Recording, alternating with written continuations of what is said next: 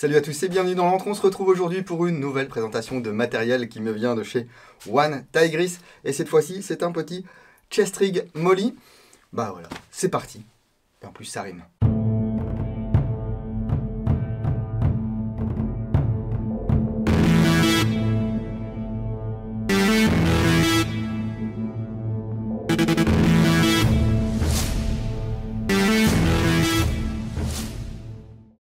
Et avant de vous présenter ce chest rig, je voudrais remercier toute l'équipe de One Tigris qui me fait une fois encore confiance pour présenter leur matos. Mais j'en profite également pour vous remercier, vous tous qui soutenez l'entre 365 jours par an et pour certains depuis plus de 10 ans.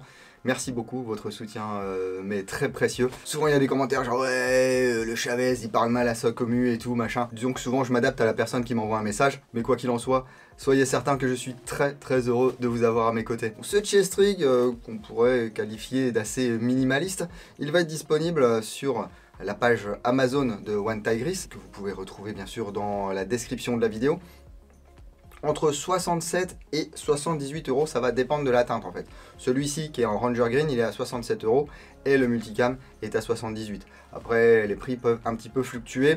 One Tigris m'a chargé de vous donner un petit code promo, voilà, moins 10% avec le code promo qui est dans la description de la vidéo. N'hésitez pas à l'utiliser. Donc ici, moi j'ai choisi le modèle Ranger Green parce que ça va avec tout. C'est un chest qui est fabriqué en Cordura, 500 deniers. Mais il y a également des boucles en plastique, UTX et des zips YKK.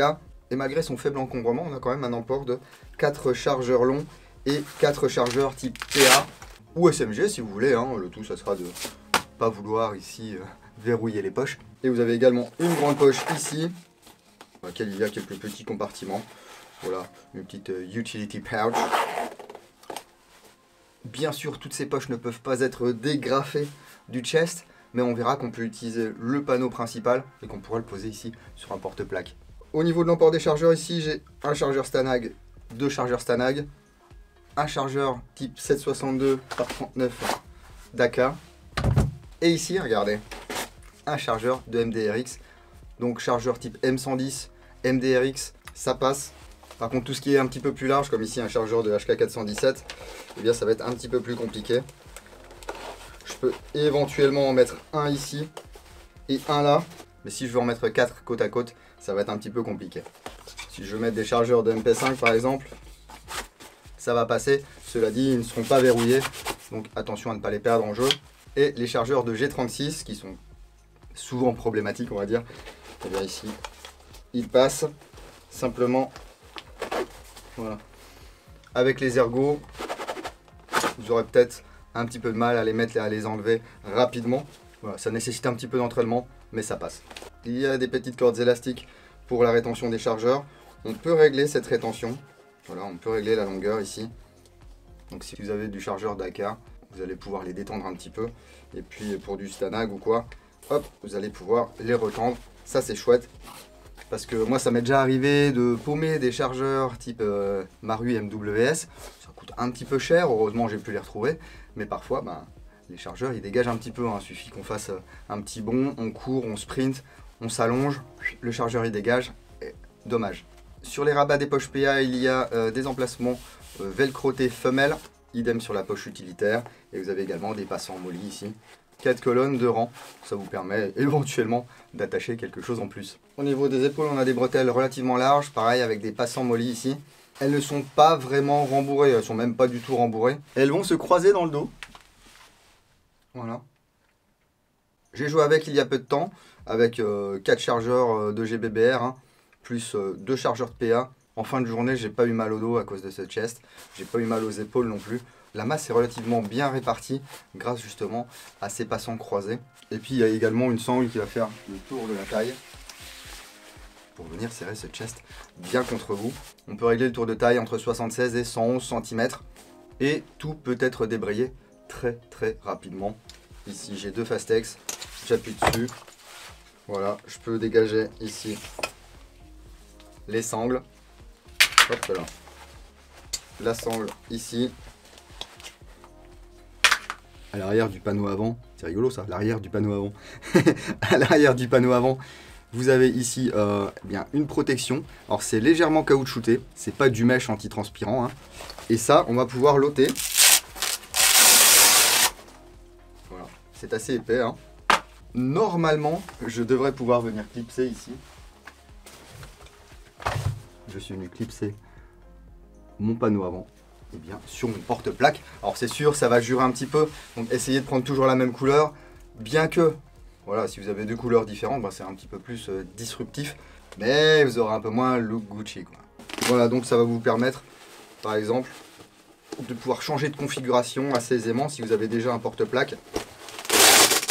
Et puis lorsque vous voulez le remettre en configuration chest rig, bien, vous remettez tout simplement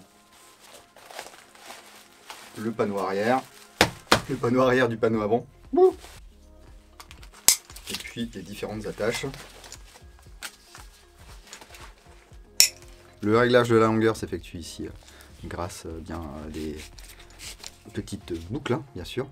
On a également une petite bande velcro qui va permettre justement de ne pas avoir un bout de sangle qui vous pendouille dans le dos.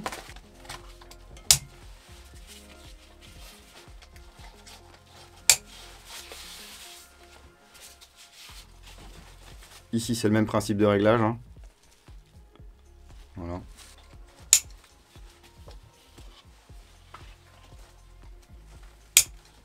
Et bien croisé, voilà. Comme ceci.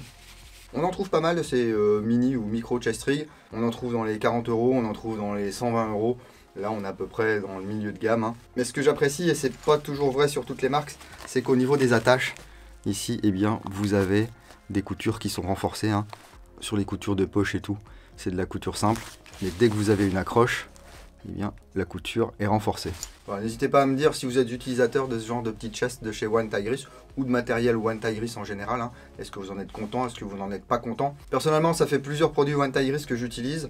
J'en suis plutôt content. Alors j'en suis content parce que je ne les paye pas. Parce qu'il y a des tarifs qui sont un petit peu bizarres. Il y a des choses qui sont à un tarif, on va dire, assez raisonnable. Et d'autres choses que je trouve un petit peu chères. Notamment les poches qui sont vendues à part, qui sont souvent assez chères, je trouve, hein.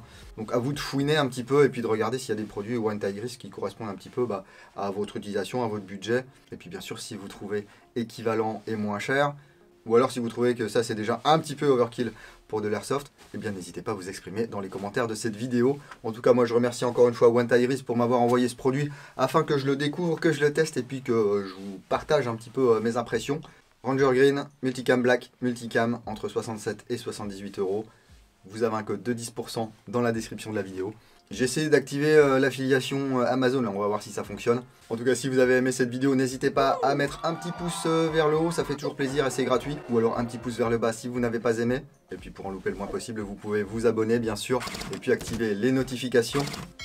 Mais vous le savez, je le dis à chaque fois, hein, le meilleur moyen de ne rien louper de ce qui se passe dans l'antre, c'est de me suivre sur Facebook, sur Instagram, sur Twitch et bien sûr sur www.l'antredudingo.com. Alors non, je n'ai pas de compte TikTok et je n'ai plus de compte Twitter. Si vous voulez profiter de promos ou si vous voulez aider l'antre, n'hésitez pas également à explorer tous les liens qui sont dans la description de la vidéo. Il y a, je pense, quelques bonnes affaires à faire. Mais surtout, n'achetez jamais rien si vous n'en avez pas besoin et que vous n'avez pas les finances. L'airsoft reste un loisir, donc entre acheter à manger et puis acheter un chest, bon, ça c'est pas très bon, hein. En tout cas, continuez à prendre soin de vous. Si vous allez en jeu le week-end prochain, n'oubliez pas, jouez sérieusement mais sans vous prendre au sérieux. Et moi je vous dis à bientôt dans l'Entre du Dingo. Bise.